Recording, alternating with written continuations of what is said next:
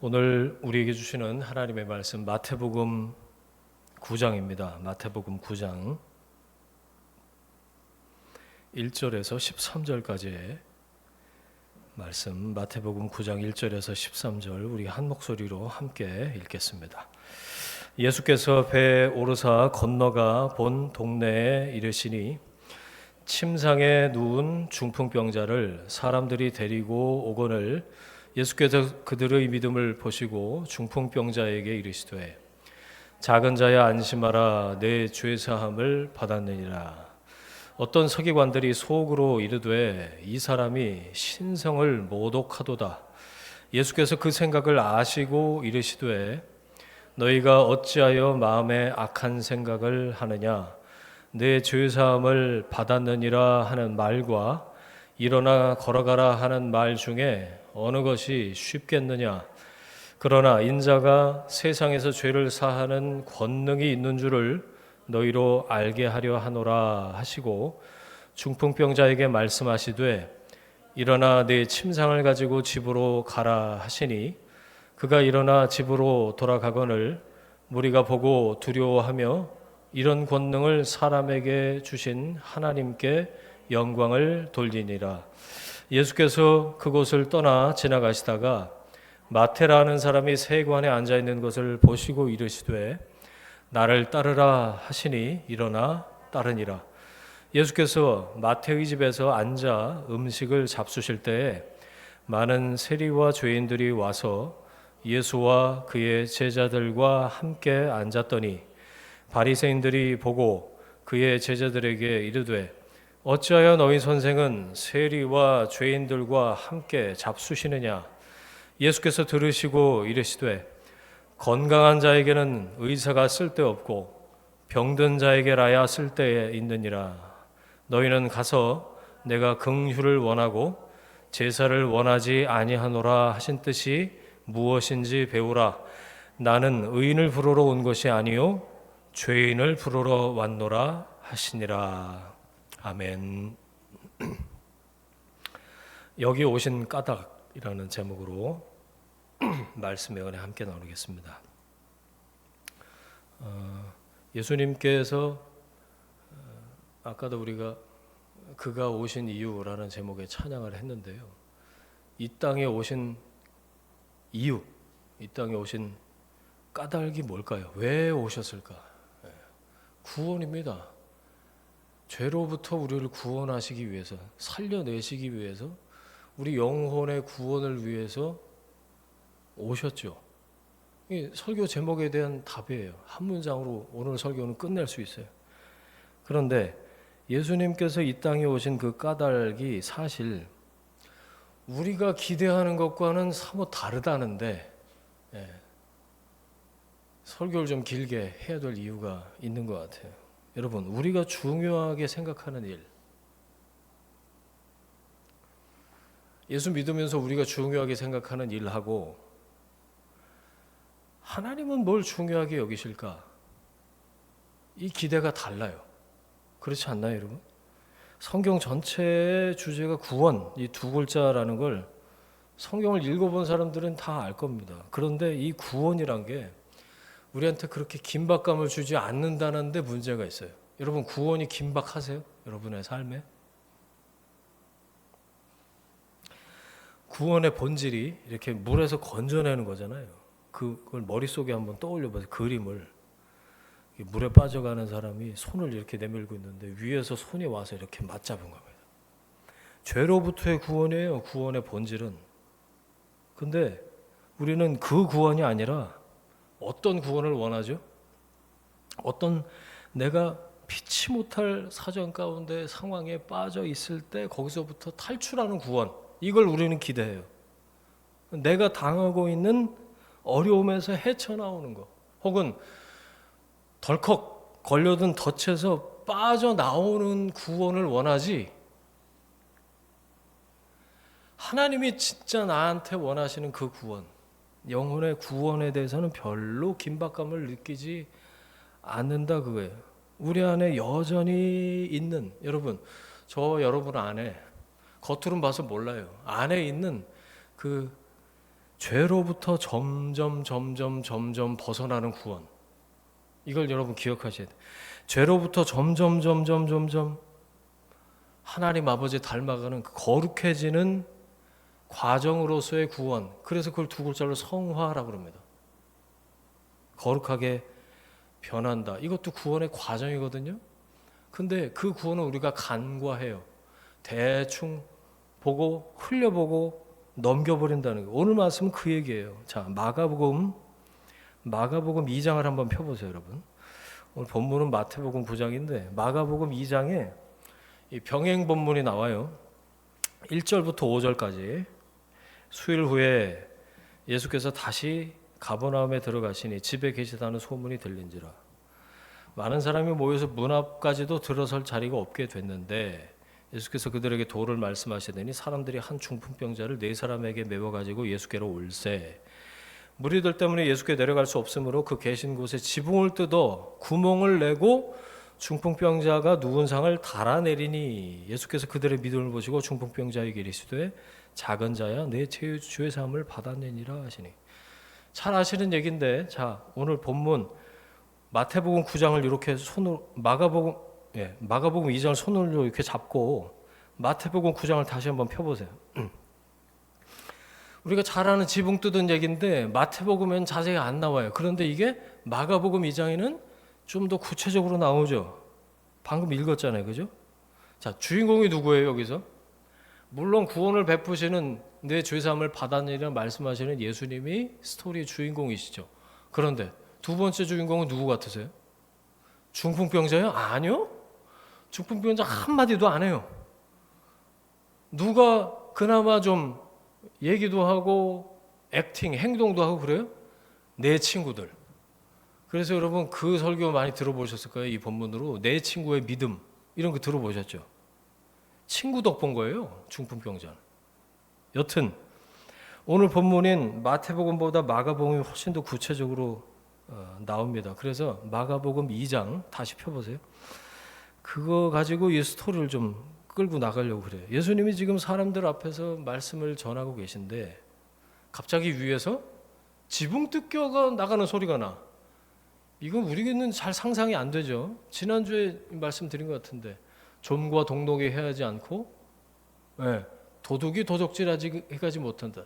벽 뜯어갖고 보물을 뜯어 가져간다고 그랬잖아요. 마찬가지 흙으로 짓고 얼기설기 이렇게 발라놓으니까 지붕도 뜯겨나가는 그 위험해갖고 그거 어떻게 하려고 어떻게 그렇게 위에서 중풍병자라 이 매트리스 침대가 엘리베이션으로 이렇게 내려오는 거예요. 머릿속에 상상을 하면서 들으세요. 일단 너무 황당한 일이에요. 황당하죠. 그리고 도대체 이렇게 무례한 일이 어디 있어요? 황당과 무례. 저는 이 스토리를 생각할 때마다 이 두 글자가 딱 떠올라요. 지금 말씀 전하고 계신데 말하자면 공식 석상입니다. 근데 이게 무슨 짓이에요? 아무리 급해도 그렇지. 기다려야지. 예? 지 친구만 중요한가? 지붕에서 흙이 막 우수수 떨어지고 그거 잘못 내리다가 왕창 무너지면 어떻게 다 죽는 거예요? 그냥 위에서 막 흙이 떨어지고 지푸라기 같은 게 떨어지고 사람도 떨어질 것 같고 이 침대째로 내려오니까 이게 무슨 난리예요. 어수선한 정도가 아니었을 거예요. 근데 자 보세요. 본문에서 예수님의 태도, 예수님의 표정 보이세요? 태연자약하십니다. 이 소란을 전혀 개의치 않고 계세요. 그리고 제일 먼저 하시는 말씀이 뭐예요? 왔어? 가 아니고 내 죄사함을 받았느니라. 어떻게 이렇게 평정을 잃지 않으시고 처음 던지시는 말씀이 내 죄사함을 받았느니라. 여러분 이게 뭔 것 같으세요? 이게 저는 거기다 어디다가 쓰세요, 여러분. 이거 어디 안 나오는 건데 제가 이번 주 정말 바빴거든요. 근데 틈 나는 대로 이 말씀을 묵상하고 설교를 준비하면서 어떤 깨달음이 있었냐면 주님이 하신 말씀과 함께 이 상황을 같이 보게 되면서 예수님이 지금 죄인 프레임을 해체하고 계시는구나 그 생각이 들었어요. 잘 이해가 안 되시죠? 근데 써놓고 들어보세요. 죄인 프레임. 그 당시를 지배하던 율법학자들, 서기관, 바리새인들, 하나님의 말씀을 가르친다고 하는 사람들의 머릿속에는 사람들을 무조건 정죄하고 보는 이 죄인으로 만들어버리는 죄인 프레임이 있었다고요. 그런데 예수님이 그 머리 같은, 뚜껑 같은, 지붕 같은 그거를 구멍을 내시고 해체시키시면서 이 율법주의자들의 뚜껑을 뜯어내시는 것 같다, 그런 생각이 들었어요.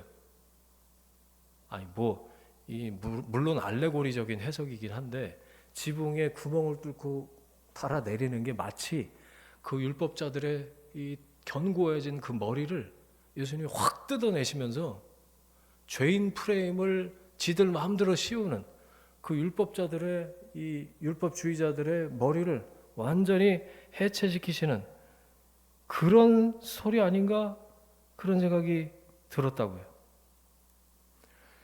이거 이 서기관 율법학자들이 신성모독이다, 오늘 본문에도 나오는데, 이거 그래서 예수님이 당신의 신성을 드러내시는 얘기다, 이렇게 해석하기도 해요. 틀리지 않습니다. 그런데 여기서는 자, 예수님이 하신 말씀이 딱 한마디야. 내 죄사함을 받았느니라. 여기에 집중해야 된다고요. 그 당시는 지들 마음대로 했다니까요. 율법학자들이. 지들이 하나님이야. 그래서 사람들 모이는 회당에서만 그런 게 아니고요. 집 구석구석까지 들어가, 일상으로 들어가, 관계의 가장 깊은 곳까지 침투해 들어가서 뭐만 하나 꼬투리 잡히고 잘못하고 율법에 요만큼이라도 아주 위반된 사항이 있으면 쉽게 그냥 죄인이라는 올가미를 확 씌워버려서 지들 맘대로 정죄하고 이렇게 만들어봤다는, 사람을 못 살게 굴고 사회에서 추방당하게 만들고 그랬다는 거죠. 그런 사회에서 자 보세요. 예수님이 내 죄 사함을 받았느니라 이렇게 죄를 사하신다는 이 선언, 신학자 중에 한 사람이 이런 표현을 했는데, 그들의 놀이터에 폭탄이 떨어졌다. 여러분, 애들 노는 놀이터에 폭탄이 떨어졌다고 생각해 보세요. 율법주의자들의 그 죄인 프레임에 예수님이, 하나님이신 그분이 인간의 몸을 입고 오셔서 그들의 죄인 프레임을 완전히 박살내시는 폭탄을 지금 터뜨리신 거, 그 안에 얼마나 큰 충격이었을까. 그리고 얼마나 듣기 싫었을까. 이제 서른 된 저 젊은 놈이 감히 막 이러지 않았겠냐고요. 그죠? 이 중풍병자가 다시 치유받은 이 스토리에서 아까 말씀드린 대로 내 친구의 믿음, 뭐 이런 설교를 많이 들어보셨을 거예요. 그런데 여기서 우리가 정작 중요하게 집중해야 될 말씀은 예수님이 하신 그 말씀이에요. 내 죄 사함을 받았느니라. 여러분, 그가 이 땅에 오신 이유, 여기 오신 까닭 뭐라고요? 구원. 이 스토리의 핵심 키워드, 우리가 너무 자주 그리고 너무 흔히 간과하는 바로 그거예요. 영혼의 구원. 여러분 생각해 보세요. 그 어떤 것도 그 무엇도 우선돼야 할 것이 영혼의 구원이잖아요. 이거 뒤로 밀릴 수 없습니다, 여러분. 주님, 일단 살고 봅시다. 일단 저 합격하고 보고, 일단 저 승진하고 보고, 일단 좀 뭐 회사 어떻게 좀 밥벌이 돈벌이 좀 어떻게 하고, 그 다음에 잘 믿어볼게요. 그거 아니에요, 여러분. 이건 간과할 수 없는 거, 최우선순위, 영혼의 구원. 이거 뒤로 밀릴 수 없다고요. 밀려서도 안 돼요.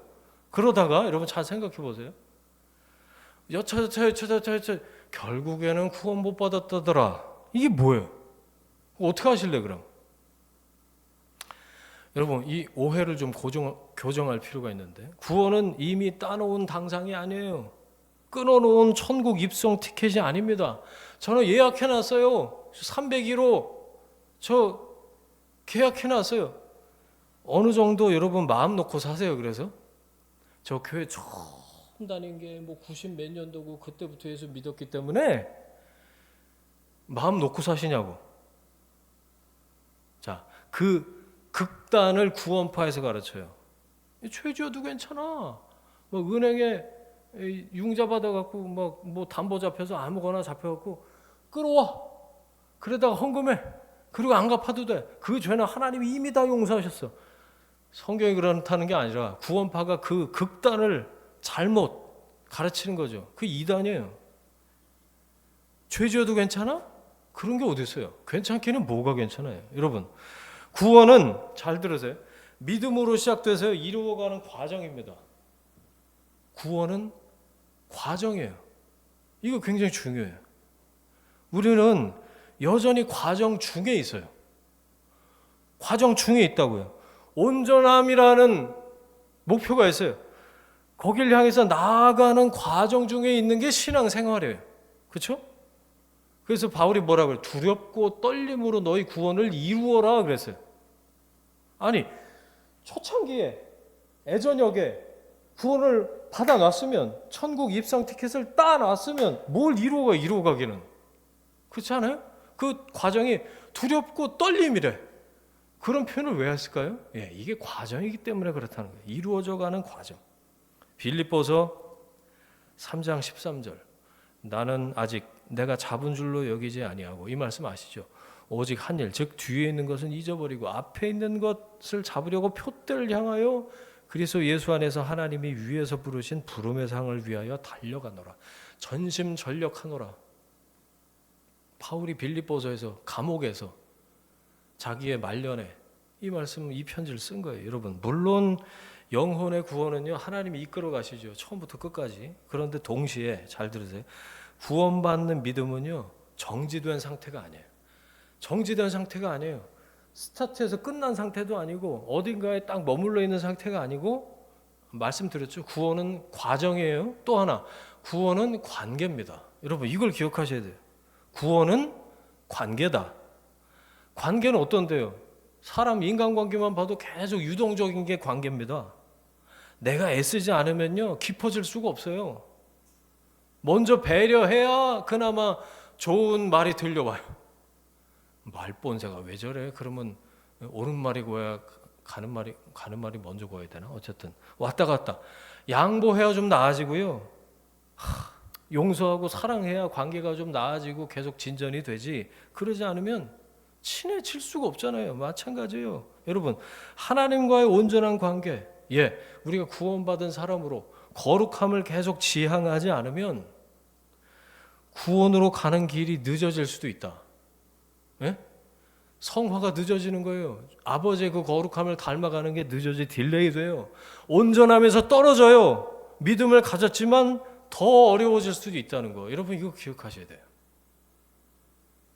그래서 여러분, 성결한 삶을 사모하시기를 축원합니다. 주님, 제가 성결한 삶을 사모합니다.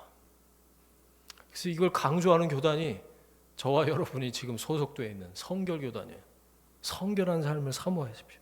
또 그 길 위에, 과정 중에, 관계 중에 여러분 깨어 있으시기를 주님의 이름으로 축원합니다. 깨어 있어야 돼요. 중풍병자 아니고 딴 사람이 왔더라도 주님은 이 상황에서 그렇게 말씀하셨을 거예요. 내 죄사함을 받았느니라. 이 질병의 종류나 뭐 그 사람의 형편이나 상황이 문제가 아니고, 지금 제일 중요한 게 뭐라고요? 영혼의 구원, 내 죄사함 받는 게 가장 먼저다, 그 말이에요. 누구에게나 보편적으로 우선적으로 적용돼야 될 거라. 예수님께서 이 땅에 죄 문제를 해결하러 오셨어요. 죄로부터 구원받는 게 구원의 본질이에요. 지금 그 문제를 율법학자들의 그 죄인 프레임을 바삭 와장창 깨트리시고 직격탄을 날리신 거죠. 자, 문제는 예수님이 그 말을 하셔서 시비가 붙었어요. 이제 아주 그냥 눈에 불을 켜고 고속거리를 책 잡으려고 아주 그랬는데 그 딱 걸린 거예요. 왜냐?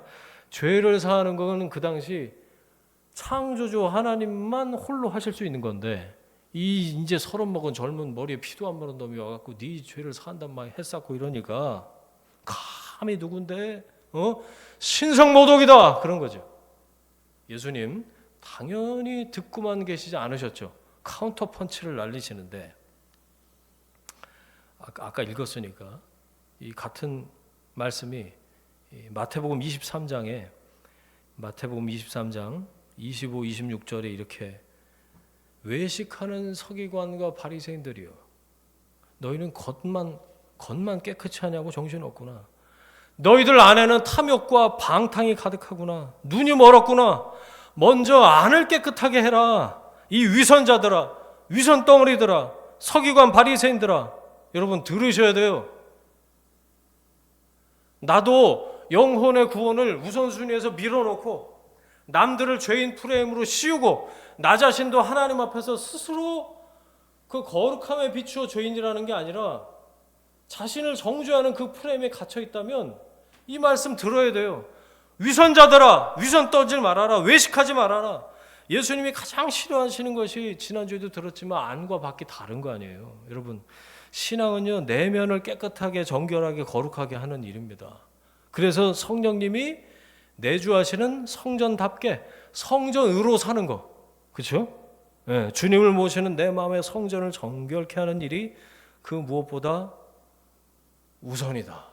겉에 막 꾸미고 막 뭐 바르고 그런 것보다 내 내면을, 영혼을 하나님 앞에서 정결하게 깨끗하게 하는 일. 그리고 구원은 아까 말씀드렸죠. 구원은 과정이고 구원은 관계다. 여러분, 주님과 친밀해지는 만큼 비례해서 깊어져요. 그래서 주님과 가까워지는 만큼, 아버지의 마음을 깊이 알아가는 만큼 이 구원이 온전해진다는 걸 여러분 기억하시길 바랍니다. 자, 또 하나 스토리가, 죄로부터 구원하시는 또 하나의 얘기가 세리 마태를 제자로 부르시는 장면이 거기 나와요. 마태 직업입니다. 세리, 세무 공무원. 예수님의 제자들 중에는 이제 어부가 제일 많고 제일 우리 눈에 머릿속에 딱 제일 먼저 떠오르는 인물이 이제 베드로, 안드레 뭐 그렇죠. 어부야 뭐 좀 그 당시 사회적으로 신분이 뭐 그냥 그래도 그럭저럭 뭐 그래도 제자로 부르시는 걸 뭐 그런갑다 할 수 있는데 마태를 제자로 부르신다고? 이거는 당시 사람들은 상상할 수 없는 일입니다. 그래서요 여러분, 마태 본인이, 마태복음이잖아요. 마태 본인이 자기가 부름받은 일을 이렇게 자세하게 써놓은 거예요. 놀랍다. 내가 부름받았다. 주님이 나를 따라오라고 말씀하셨다. 내가 제자가 됐어. 너무 놀라. 그래갖고 자기 일을 자기가 써놓은 거예요. 자기 손으로. 자, 9절 한번 보세요. 9절.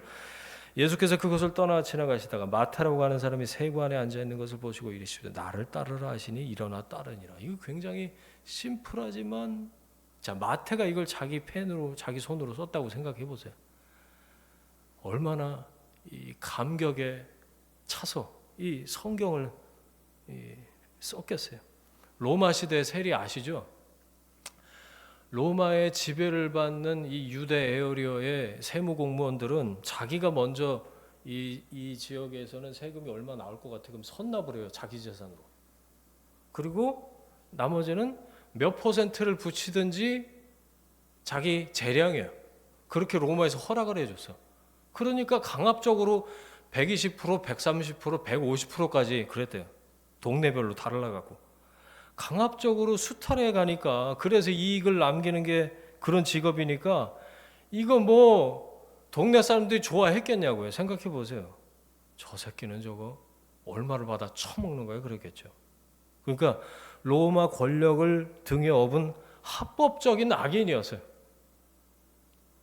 세 글자, 매국노. 나를 유대를 팔아먹는 나쁜 놈의 시기. 증오의 대상이었고, 그래서 법정에서도 증언을 못했대요. 세리는. 세리가 말한 건 증거 능력도 없었다는 거 아닙니까? 그런 인간 이하의 취급을 받았고, 그러다가 이 유대 독립을 외쳤던 그런 단체가 있었는데 그 단체에 제일 먼저 암살 표적이 됐던 사람들이 이 세리였다는 거죠. 참 돈은 좀 벌었겠지만 밤에 잠을 잤겠어요. 저는 요즘에 다른 이유로 밤잠을 잘 못 자고 있는데 이 세리 참 저는 하나도 안 부럽던데 여러분. 이런 직업 갖고 싶으세요 혹시? 근데 그런 세리를 예수님이 제자로 부르셨다. 이게 오늘 얘기의 골자예요. 자, 여러분, 구원은요, 그래서 전적인 선물입니다. 전적인 선물. 우리 중에 아무도 구원을 받을 만한 자격 있는 사람은 없어요. 직업이 좋으면 뭐 구원을 먼저 받아요? 그런 거 없어요. 구원은 전적인 하나님 편에서 주고 싶을 때 주고 싶은 걸로 주시는 선물이에요. 은혜예요, 은혜. 구원은 자판기에서 무슨 음료수 뽑듯이 뭔가를 주고 대가를 지불하고 얻는, 구매하는 게 아니에요. 자, 그러면 왜 구원하셨을까? 세리를 구원하셨다. 구원하실 뿐만 아니라 제자로 부르셨다. 죄인을 그리스도인으로 만드시는 거예요. 세리, 죄인을 제자로 부르시기 위해서 구원하신 거예요. 복음서에 제일 먼저 마태, 마가, 누가, 요한, 제일 먼저 마태복음 그 첫 권을 기록한 마태가 무슨 출신이요? 네, 세리 출신이다. 이 복음서의 시작이에요. 이게 의미심장하지 않습니까? 이거는 좀 전에도 말씀드렸습니다만 상상할 수 없는 일이에요. 아까 압축해서 세리가 어떤 직업인지 말씀드렸잖아요. 그래서 그날 예수님 처음 만나고 부르심 받았던 그날 마태는 아마 구름 위를 둥둥 떠다니는 것 같았을 거예요.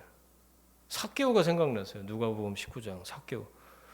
예수님이 오시는데요. 너무 궁금해서 그 나무 위에까지 기어 올라가니까 그 체면을 다 내던졌다는 거거든요. 그런데 거기서 예수님이 먼저 나하고 눈을 마주치시, 너 내려와라. 오늘 네 집에 가야겠다 그러니까 가서 불이 나게 내려와서 가서 밥상 차리고 자진납세하잖아요. 재산의 절반을 기부하겠습니다. 마태도 마찬가지였을 거라고요. 자세하게 안 나오지만 마태도 마찬가지 심정이었을 거예요. 예수님이 나를 부르신다고? 아니 돈은 좀 있었을지 몰라도 친구도 없고 지인도 없고 매국노의 반사회인으로 몰려서 철저하게 외롭게 살아가는 저분이 나를 부르신다고? 나를 따르라! 이 음성에 얼마나 가슴이 벌렁벌렁하고 눈물이 솟고 주님이 나를 아실 뿐만 아니라 나를 부르신다고? 아마 모르긴 몰라도 이 상황에서 옆에 있던 다른 제자들은 막 입이 대빨 나왔을 거예요. 지들도 뭐 별 볼 일 없으면서 어떻게 마태까지 우리 제자 팀에다가 부르시나. 그러니까 거기 옆에 있던 뭐 다른 사람들이나 제자들이나 뭐 비슷비슷했다 그거예요. 마태가 흥분해서 이제 잔치를 준비하는데 파티 플래너 부르고 막 그나마 아는 사람들 다 불러 제꼈는데 아는 사람이라 봐야 이제 뻔한 거예요. 세리 마태가 아는 사람이 누굴까요? 같은 세리들. 또 오늘 본문에 보니까 창기들, 각종 죄인들 그러면요, 각종 출소자들, 1개월, 한 달 전에 나온 출소자들, 6개월 전에 집행유예를 풀려낸 출소자들, 뭐 이런 거예요, 분위기가. 자, 여기서 질문. 자기한테 적용해 보세요. 예수님이 지금 상황이 그런 그 파티에, 잔치에 가야 됩니까? 말아야 됩니까? 예수님이 뭐 가신지 마신지는 잘 모르겠어요. 그러면 여러분한테 초대장이 왔어요. 자, 이런 파티가 잔치가 있는데 오시겠습니까? 오실래요? 카톡으로 초대장이 왔어. 그럼 어떻게 하실래요? 가실래요? 안 가실래요? 그 모임 멤버들을 한번 생각해 보세요. 지금으로 적용을 해갖고 가실 거예요? 안 가실 거예요? 근데 저한테 적용해 봤거든요. 제가 거기 간다고 했으면 아마 저 사람은 이혼하자고 할 것 같아요. 미쳤어? 거길 왜 가? 예수님은 거길 가셨어요. 이게 놀라운 거예요. 그게 10절, 11절이에요. 10절, 11절. 예수께서 마태의 집에 앉아 음식을 잡수실 때 많은 세리와 죄인들이 와서 예수와 그의 제자들과 함께 앉았더니 바리새인들이 눈에 불을 켜고 불아리고 보고 제자들한테 말합니다. 뭐예요? 어째서 너희 선생은 어떻게 저런 사람들하고 같이 밥을 먹냐? 아마 제자들 중에서도 뜨악하는 사람들이 있지 않았을까? 그랬는데 그걸 예수님이 들으셨대요. 그걸 예수님이 들으시고 12절 보이시죠? 예수께서 들으시고 이러시대. 그 다음에 말씀이 중요합니다. 이게 결론이에요. 건강한 자에게는 의사가 쓸데없다. 맞는 말이죠. 뭐 안 아픈데 뭐 의사. 여러분 안 아파서 병원 안 가는 게 장땡입니다. 그렇지 않아요? 병든 자에게라야 쓸데있느니라. 너희는 가서 내가 긍휼을 원하고 제사를 원하지 아니하노라 하신 뜻이 무엇인지 배워라. 나는 의인을 부르러 온 것이 아니요 죄인을 부르러 왔노라 하시니라. 아멘. 의사가 뭐 환자한테나 필요한 거지 건강한 사람한테 의사가 무슨 소용이냐. 나는 지금 같이 이 세리 마테네 집에서 밥 먹는 이런 아픈 사람들, 예수님이 이 말씀하실 때 옆에서 듣고 있던 세리 죄인들 출소자들이 전 울었을 것 같아. 그 상황에서 자기한테 막 해코지하고 책 잡으려고 오는 사람들이 눈을 부라리고 얘기한 걸 들으시고 그 현장에서 말씀하신 거 옆에서 안 들었겠냐고요. 세리들의 눈에서 눈물이 흐릅니다. 창기들의 가슴에서 눈물이 흐르고 있어요. 지금 예수님이 이 말씀하신 거, 이 아픈 사람들을 위해서 내가 왔다. 도움이 필요한 사람들을 위해서 내가 왔어. 여러분, 주님은 나를 위해서, 여러분을 위해서 오신 줄 믿습니다. 예. 통칭해서 죄인들을 부르러 이 땅에 오셨다. 오늘 설교 제목이 여기 오신 까닭, 여기 오신 까닭. 여러분, 자기가 죄인인 것을 깨닫는 게 구원의 시작이에요. 나는 안 아픈데요? 난 멀쩡해요. 나 하나님 필요 없어. 내 주먹을 믿지. 내 직업을 믿고 내 돈을 믿어. 잘 될 거야 나는. 자신감을 믿어. 하나님 필요 없습니다. 구원이 필요했어요 그런 인생이? 사람은 죄를 어떻게 깨닫는 줄 아세요? 성경에 보니까 율법을 통해서 죄를 깨달아요. 이게 무슨 얘기예요? 말씀이 들려야 자기가 죄인이라는 사실이 깨닫게 된다. 말씀이 들려야. 여러분, 영혼 구원을 위해서 혹시 기도하고 계신 분들이 있어요? 저기 신장로님이요 명단 주셨어요. 이 장유 지역에 같이 우리 또 이사 가서 교회를 같이 이루어야 될 사람 명단을 주셔서 제가 달라고 그랬어요. 엊그제부터 이제 그 명단 가지고 기도하기 시작했거든요. 여러분, 영혼 구원 위해서 기도할 때 그 사람의 귀가 열리길 기도하시길 바랍니다.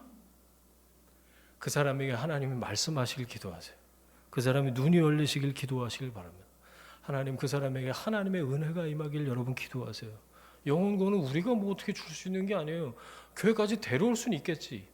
근데 말을 그 시냇가까지 데려올 수는 있지만 물을 마시라고 막 고개를 쳐박게 하고 입에다 떠넣어요? 아니요. 하나님이 하셔야 돼요. 하나님이. 여러분, 그래서 계속 기도하시길 바랍니다. 죄인에게 필요한 건 다른 게 아니에요. 구원이에요. 주님은 오셔서 우리가 갖고 있는 그 죄인 프레임이라는 뚜껑, 그 머리를 날려버리시고 우리에게 가장 필요한 영혼의 구원을 말씀하시는 줄 믿습니다. 이 오늘 말씀 그 본문의 13절과 같은 게 호사에서의 똑같이 나와요. 호사야 6장 6절 암송하셨어요? 나는 인애를 원하고 제사를 원하지 아니하며 번제보다 하나님 아는 것을 원하노라. 아멘. 여러분, 하나님이 뭘 원하실까? 하나님이 뭘 원하실까? 내가 원하는 거 그거 내놓으라고 땡깡 부리는 기도 말고 그건 이제 그만해도 되지 않아요? 저는 좀 놓고 있었는데 5년 만에 응답된 거 아시잖아요, 여러분. 저는 좀 솔직히 놓고 있었거든요. 근데 하나님 들으시고 5년 만에 응답을 하셨어요. 땡깡 안 부려도 돼. 아버지 하나님 모르실 리가 있냐고. 아버지 아시죠?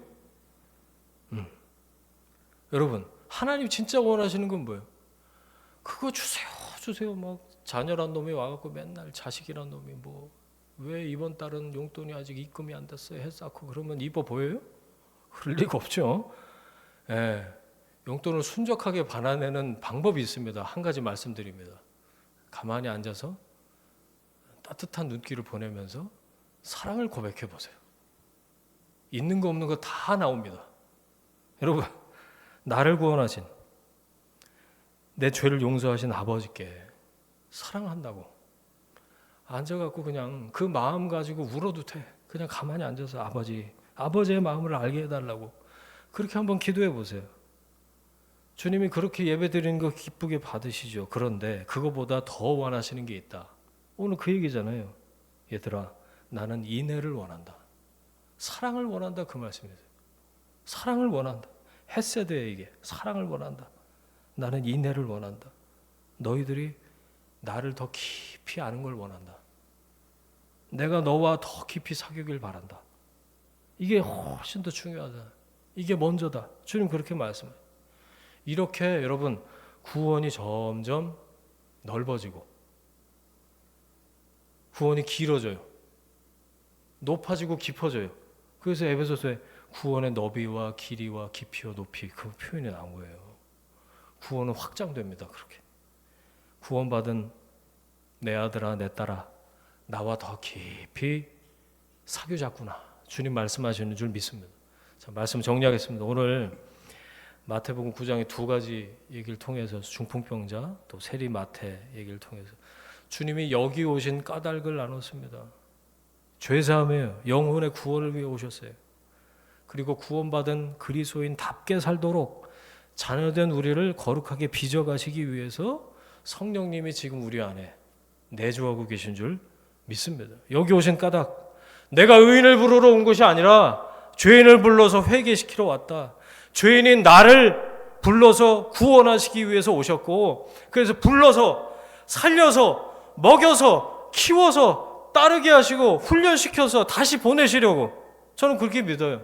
우리 한 사람 한 사람이 그렇게 되길 바라고 우리 교회가 그런 교회가 되길 바랍니다.